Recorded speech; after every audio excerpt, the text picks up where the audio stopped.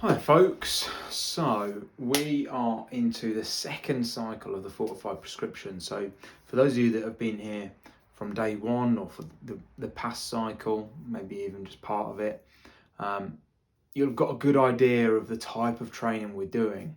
And remember, this is about thriving, not surviving. It's about looking better naked, but also living a longer life. It's about having functional fitness, so building some muscle, keeping fit, getting in the gym and doing some work, but doing it in a way that's actually going to serve us in our day-to-day lives. This isn't designed for athletes, so there's no double sessions. These sessions, 4 of them a week, they're going to be about 60-ish minutes long. Now, in each cycle, there's going to be a slightly different theme, mainly because that keeps it interesting and it keeps it fresh for your bodies. Some cycles might be very similar, and I might run some cycles back to back where they're very similar if I really want to work on a certain element. But this cycle is slightly different to the last cycle. So we're still training 4 days a week.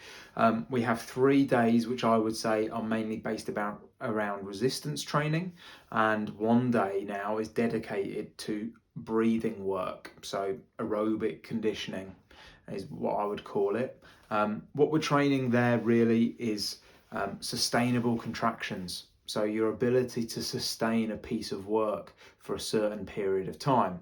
Now, what we're going to use in that is going to be sets, and the way I do sets, the reason I'm going to do sets is because that's just a much easier way for me to program it for a group of people. But in the future, we might do pieces for time, longer pieces.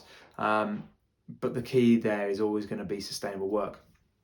Now, what we have for you guys, day 1 is going to be based around the deadlift, so a hinging pattern. And then we move into a little superset combo, which you might have seen me talking about on social media, of strict toes to bar and dumbbell split squats. Now, if you can't do strict toes to bar, no problem at all. Again, this isn't designed for athletes, but that is the top level of that movement. So we start with that and scale backwards. To scale strict toes to bar, we're going to do hanging leg raises or hanging knee raises. Now, there's always going to be grey areas. So if you're someone who can do maybe 4 or 5 strict toes to bar, but you can't do the 8 to 12 that are programmed, I would do 3 or 4 strict toes to bar straight into hanging leg raises. And so you do the same with pull-ups. If you can do maybe 2 pull-ups, but you can't do 5 or 6 when they're programming a piece of work, for as many sets as you can, you're going to do those 2 pull-ups followed by whatever scaling option you want to use. And it's the same for toes to bar. So gymnastics, bodyweight movements, or gymnastics or bodyweight movements, they're the same thing, can be really tough, because if you can't do a push-up, then you might look at 10 push-ups and think that's a waste of time.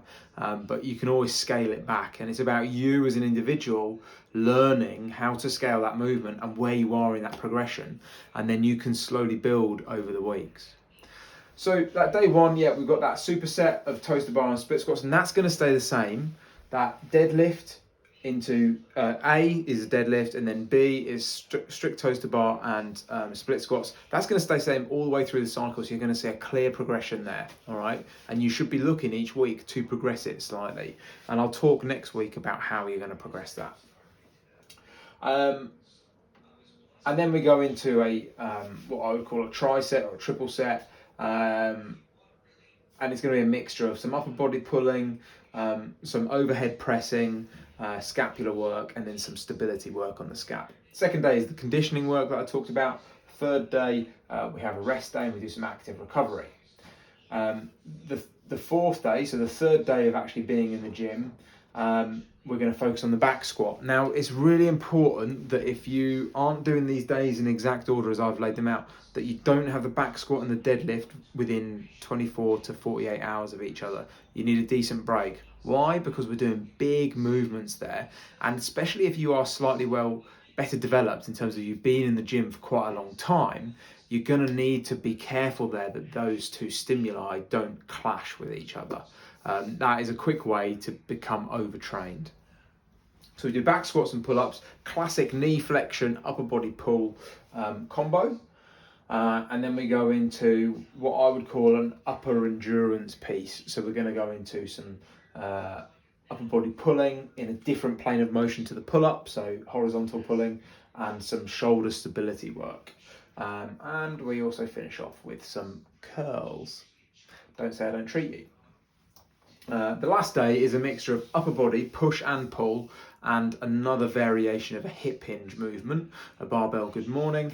Opposite end of the week to the deadlifts. Because this is the opposite end, it's actually close to the next week when you do deadlifts. So you've got to be really careful not to do loads of good mornings on a Sunday and then go into the gym and do your deadlifts on the Monday. The weeks don't happen we have weeks set up. Our body doesn't know that we are in a new week. Okay, what you did that previous week still carries over in terms of fatigue.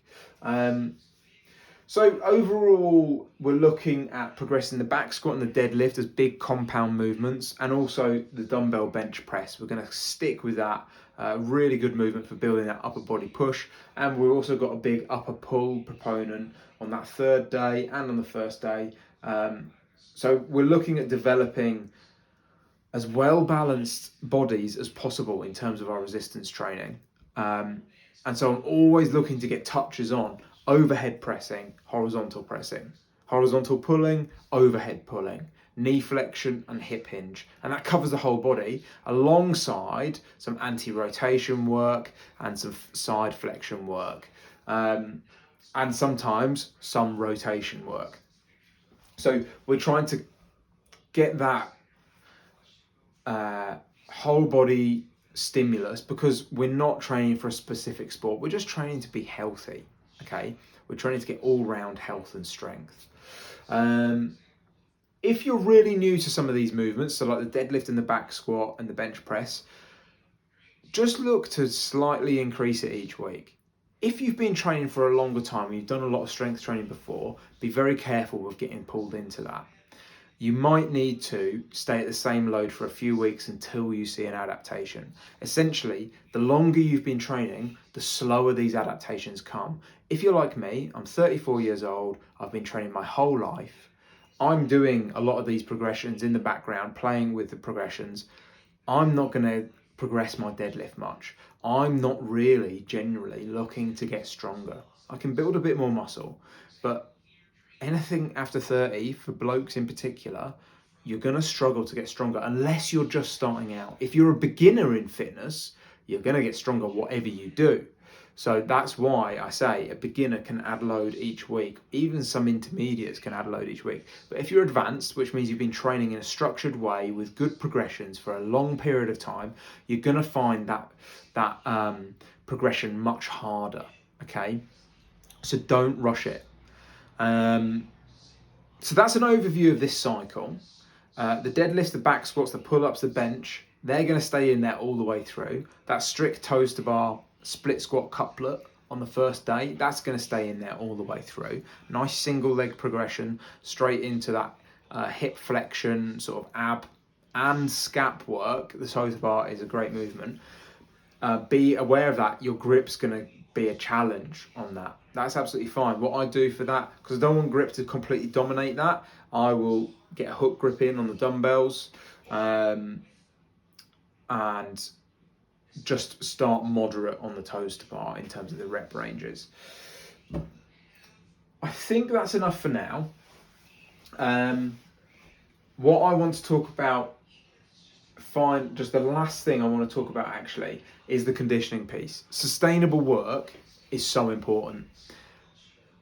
If we're not being sustainable, we are obviously being unsustainable. And what that means is we're pushing into energy systems which really are going to leave us beaten up and crushed. That's the problem we get when we go to things like CrossFit, F45. They're always pushing for you to be at max effort all the time.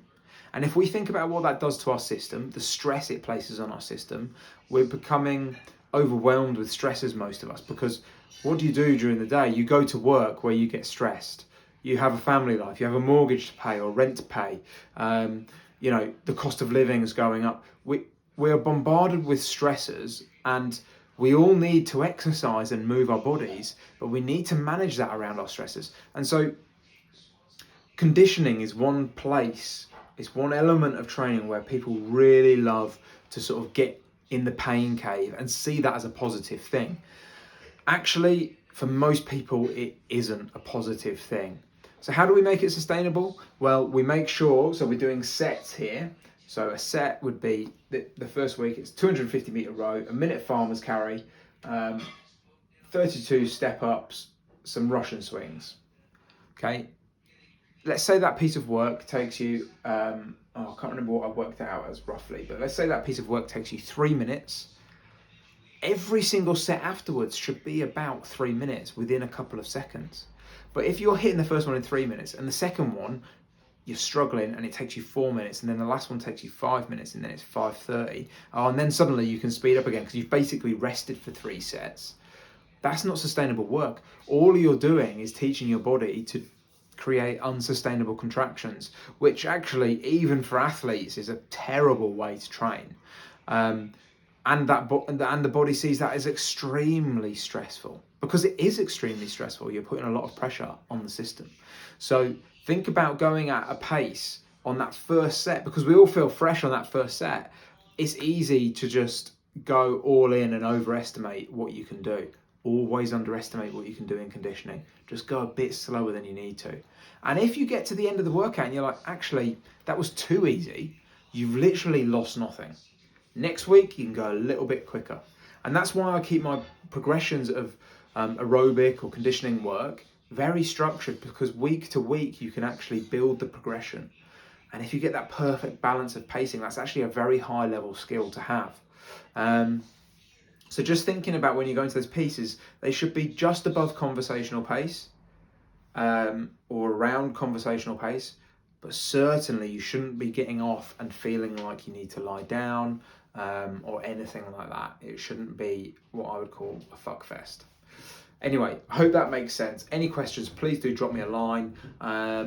Spread the word to your friends if you're enjoying what I'm putting out and the training we're doing. Tell people in the gym, and enjoy training.